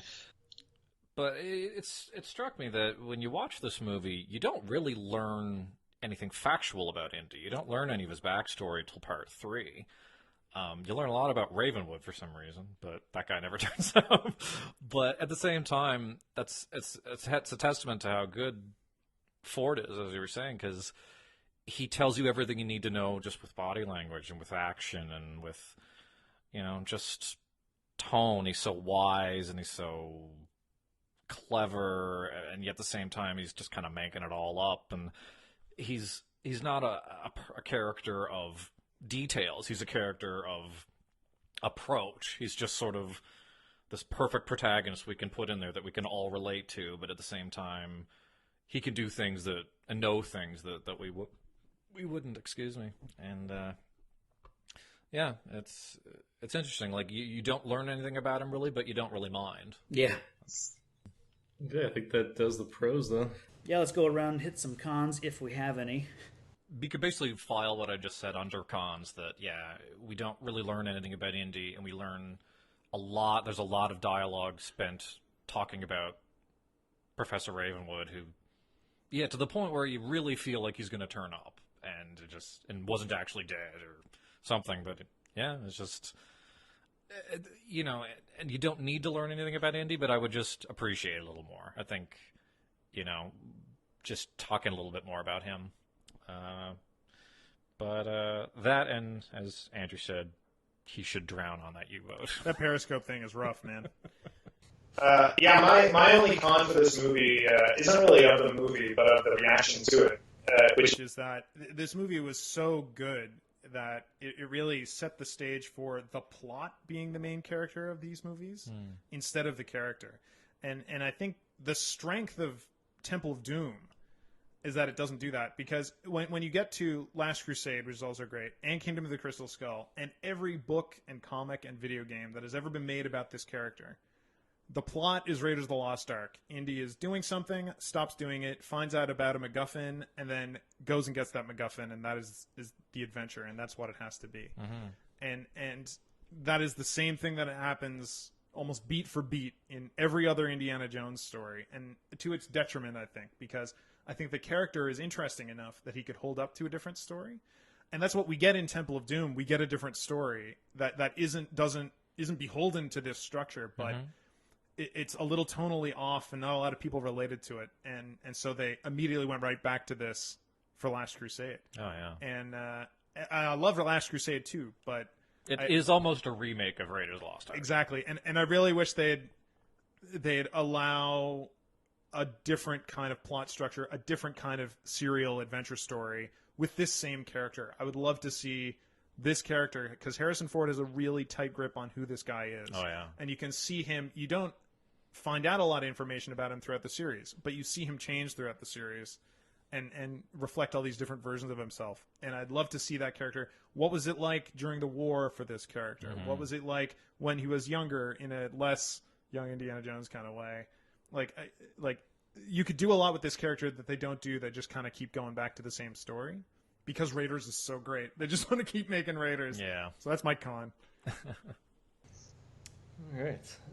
I guess my con kind of ties into my pro a little bit, which is that it always throws me off that Indy is outwitted as much as he is, and it seems like he doesn't learn from his mistakes. He's supposed to be the smart professor, but man, Belloc, and it seems like historically this happens all the time. Yeah. Can't believe he brought the damn diary. Yeah. How could the smart guy just not figure out, hey, try a plan, it might work out for you. Right. Or, hey, look into this a little further. That part throws me off, because he gets outwitted like more than any other hero I've ever seen in my life. Putting on the hat has costs back then. It's a very tight hat. It's squeezing his head. Yeah. He gets all the powers of Indiana Jones, but he doesn't get the intelligence of the professor. So he trades brains for bullwhip action. Yes. Okay. Oh, that's it. Okay. There it is. I like it. Yeah, that's my big con. I mean, it's fun, but it's also like, come on. Yeah. Learn your lesson, buddy. Yeah. It's borderline like Darkwing Duck, where he just screws up everything. Yes. And you just sort of feel bad for him. I think my only con is, they set up Marion as being a very tough character. Her intro is great with the drinking challenge. Throughout the movie, she throws a punch or two. She can shoot a guy, but at the end, it's like Princess Leia in Star Wars. Yeah. She's just in a control room watching a map or a schematic at the end of the the movie. Marion is just, along with Indiana, is just tied up to a post and just being carted around, So just not much to do for the character. I would have preferred an ending where somehow they got out of their restraints and actually had a physical escape, or just that they had been something to do. They had caused everything to go wrong. Well, not just the hand of God kind of aspect of it. They did show her wielding a woman's weapon with the frying pan. Right, yeah. Yeah, well, I agree with you completely. And it goes back to what I was saying before about this era, like trying to jumpstart well-rounded female characters. But you're right, like, if you look at Princess Leia, one of the most lauded, like, this isn't your daddy's damsel in distress characters. She's still a damsel in distress by the end of it. Oh. And I don't think they were really ready to allow these kind of characters that much agency at this period in history. Like, they can make her brassy, but at the end of the day, she's going to get tied up and a guy is going to have to rescue her. They still don't know how to write their way out of that structure. Yeah, and that is a problem with every movie. It's still a problem with movies. All right. I think we just give our overall thoughts, So ratings. Give our overall thoughts and ratings. Yeah. I'd like to rate it 5 out of 5. This movie's perfect. Okay. It's actually perfect. Yeah. I would change seconds of this movie as opposed to scenes. Yeah, I love every second of this damn thing. Yeah. And it's a blast every time I watch it. I laugh at all the jokes every time. I can damn near recite the script, but it's still funny. It's still thrilling. I see new stuff every time I see it. Yeah. And my God, just, they seem to figure it out a little bit in Force Awakens that practical, physical things affect the human soul more than just watching digital shit. Even if you can say it looks great, your brain knows the difference, and your brain will not let you fall into the adventure unless it's physically there. And it is there. It is dust and trucks and, the only thing that isn't actually there is the power of God, because you can't physically go to a prop shop and build it. Yeah. There you go. Patrick? I'm going to give it a 1 out of 5 due to child endangerment. I mean, well, that's a fair point. It's morally reprehensible. No, I didn't see no children were harmed. No, I agree. It's a 5, just because even when it's not perfect, it still works. Everything works. It sort of makes it part of why you like it. Yeah. Like, I love watching children get into danger. It always puts a smile on my face. Yeah. I laugh seriously every time those kids jump out there. Sure. And I mean, maybe it's more of a nostalgia thing because I watched it when I was young. Sure. But it was always like, and maybe I shouldn't have watched it when I was young because of all the corpses. But it's and it was PG, by the way. Like, PG-13. Yeah, this was before PG-13. Yeah, which they invented for Temple of Doom. Yeah.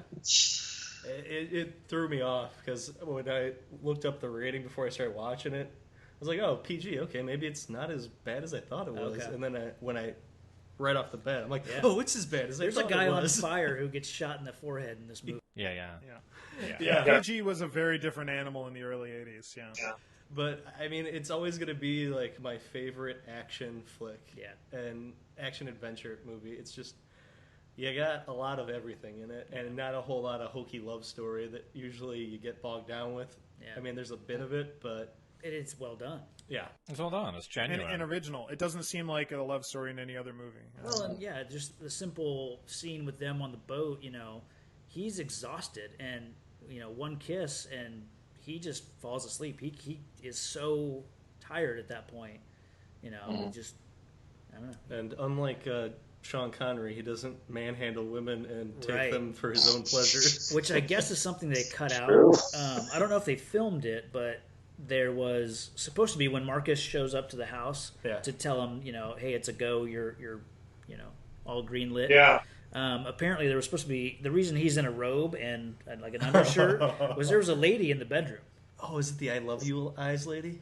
I think it was supposed to be one of his students. Yeah. So they could have gone the womanizing, route, but yeah, the original concept for the character made a little less sense because he was an adventuring archaeologist, a professor, and also like a millionaire playboy.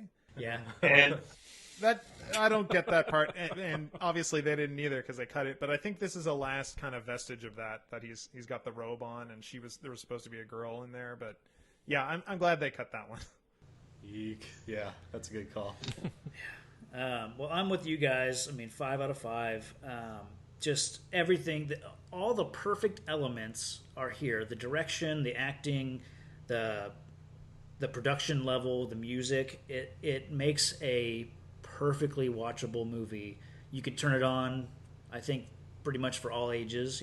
Small kids might freak out with the when they escape the Well of the Souls and Marion gets caught up in all the mummies and stuff. That's pretty terrifying. But melting faces. Sure, and a guy melting getting shot faces, in the head, whatever. And a guy with punji sticks through his body. And but aside from all that, we have a local theater a couple miles south of where we live, and they played this. And so last year I got to watch this for the only time ever on the big screen. I think it was a 35 millimeter print, I believe, and it holds up with an audience. It was great to see, because I'm sure it was the first time viewing for a lot of kids that were there. I mean, it's a perfect movie. Yeah. I agree. What else can you say? What else can I say? It's everything you want out of a movie, right? It's a great box office hit movie, like a popcorn movie. Sure. Yeah. It's not like Transformers popcorn hit box office movie. Right. It's on a whole nother level. Yeah. It's not just action for the sake of action. Sure. And I mean, Spielberg basically invented the blockbuster with Jaws, but it's not like Jaws either. Jaws is very paced and contemplative and dialogue driven, and this is a punchy movie. This is a new thing. Before we started, we were sitting down trying to break it into acts because that's the format you guys use, and I was saying how it's really more broken up like a serial would be. It's in like 8 parts. It's basically, in the first part we're going to have the thing in the temple, and then we're going to have the exposition and the fight in Nepal, and then we're going to have a truck chase, and then we're going to have buried in a coffin, and it's all these, like, the stars are the set pieces basically, and then you just write the story around taking your character from place to place to place, and that sounds like a formula to sabotage a movie just to have it be about set pieces, but they just strike the balance with everything. They make it all work. And a lot of people have tried to replicate that and failed. They got it right. Lots have tried. Oh yeah. What was the one right after Jewel of the Nile? I think they tried to kind of make that their own. Yeah, the first King one of Solomon's that, Mines. Romancing the Stone isn't a bad one. But yeah, King Solomon's Mines they did. Gosh, what else did they do this period? There was a bunch of Indiana Joneses. Indiana's Jones. Yeah, our first episode of our podcast, actually, we did The Phantom, and they are just trying to make Raiders of the Lost Ark in that movie to the point where, like, there's just whole set pieces and stuff lifted from Indiana. I think Short Round is basically in that movie, too. Like, people have been trying to make this movie for a long time, but there's only one of them. Even though there's a series, only one of them is Raiders of the Lost Ark. Yeah. One and only. Yeah. I think the closest I've seen is based off the video game Uncharted. I don't know if anyone's played that, no. but it's very Jones-ish. Okay. Except Indiana Jones isn't a big douchebag. So I think that's the big difference. And he isn't an ultra mass murderer. That guy kills like 7,000 people per game. I mean, he's kind of a mass murderer, you know. He kills, but they're not. They're all bad. Or Sherpas, or random street Arabs. But I remember people talking about turning that into a movie. Yeah. And thinking it would be good. They've made that movie. Right. Yeah. It's funny because we've watched, enough Bond movies now, and during watching this, it's like, this is one of the best spy movies I've ever seen. Because Indiana Jones, he's a spy. He goes incognito with the sub when he's, putting on the German uniform, or trying to put on the German uniform. It's just elements of that same type of movie are here and do it, I think, a little bit better than a lot of those. He gets his mission from an elderly British guy at the beginning. He, goes off, meets a contact. So it's just a lot of the same elements, and I think it works a little bit better here. So. Yeah. And they got the evil mastermind. Yeah. Yeah. So. All works. I think that's all of our. Unless you guys got anything else on Raiders. No, that's all I got. Yeah. I mean, I could talk for Raiders for months, but yeah, that's all I got right now. Okay, well, yeah, I think we can wrap up this punchy, jumping on truck, hanging off on Periscope child movie. endangering, fantastic movie. Yeah. So this is. Do you guys want to do a little plug? Yeah, well, I mean, thanks for having us on, guys. This is really great. And obviously, we're big fans of your show, too, so this has been a real treat. Well, if you haven't gotten tired of us talking, you can find us over at No Time for Heroics. And we mostly talk about comic stuff. You can find our episode on The Phantom, but if you'd like some more on serials, particularly, we did the very first superhero movie or superhero adaptation was the Captain Marvel Republic serial. It even predates the Superman serial, and we did that a while ago, and it is bonkers, and it's really worth your time to go and find and even watch it. So check us out at No Time for Heroics. Okay. Do you have a website or social media, all that stuff? Yeah, I mean, we're No Time for Heroics on Facebook, notimeforheroics.com, No Time 4 Heroics on Twitter, or just search for us on iTunes or Stitcher or whatever podcast thingy you use, and you'll probably find us in there somewhere. Yeah, we're around. So we're on a little hiatus now, but we'll be back with an episode in a week or so. Yeah, hiatus while I move house. That's right. That's always fun. Well, this has been great, guys. We really appreciate it. Good, yeah. We, just want to thank you guys for coming on the show. This was a lot of fun. I look forward to thanks very much. Anytime you guys want to come back on, you're more than welcome. And that's pretty much how it works. Look at our list of movies on our website and let us know, if there's anything that catches your eye. So I think that'll cool. Thank you very much. Yep, we'll throw the end part on after you guys, so we don't accidentally not record it. Perfect. Wicked. All right, boys. All right, are we set? Yeah, so I think that'll do it. Yeah, thanks a lot, guys. All right, great. We'll sign off, and thank you very much for having us on. So, I guess we just want to say thanks again to our new friends, Andrew and Anthony from No Time for Heroics. We really appreciate them coming on as guests. We will be back with Superman 2. Oh, nice. Yeah. Superman 2. That's the search for more sun? Is it that one? Oh, no, this is the... bad guys out of the mirror. For sun. What?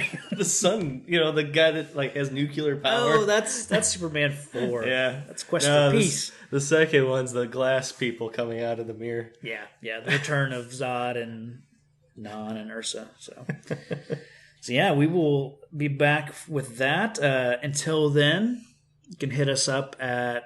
Wow, I almost said No Time for Heroics. You can hit us. Hit us up. Are you going to hit us? What? Don't hit us. No, just find us on Facebook, Twitter. We're Real Comic Heroes. Let us know what you think of Indiana Jones. We certainly had a lot of fun with it. It'd be interesting to find out if there's someone willing to come forward and say they don't like it. So until then.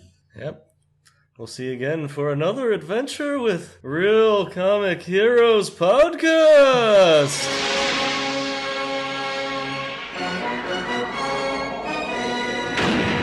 Superman 2.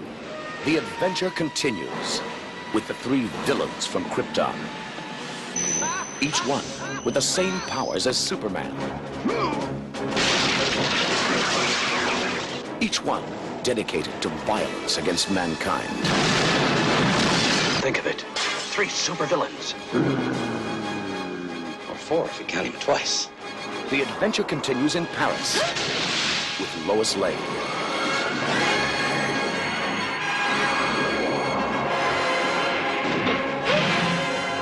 I believe this is your floor.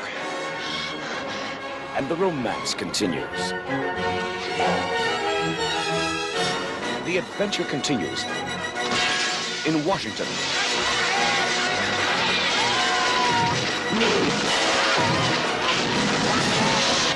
The world is on the brink of destruction. Superman, can you hear me? And Metropolis is in ruins. Superman, help us! Is there no one on this planet to even challenge me? Superman! General, would you care to step outside?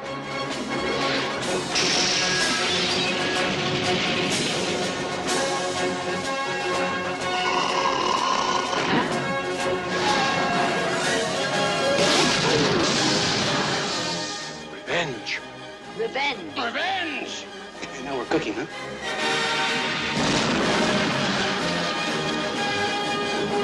The big one's just as strong as Superman.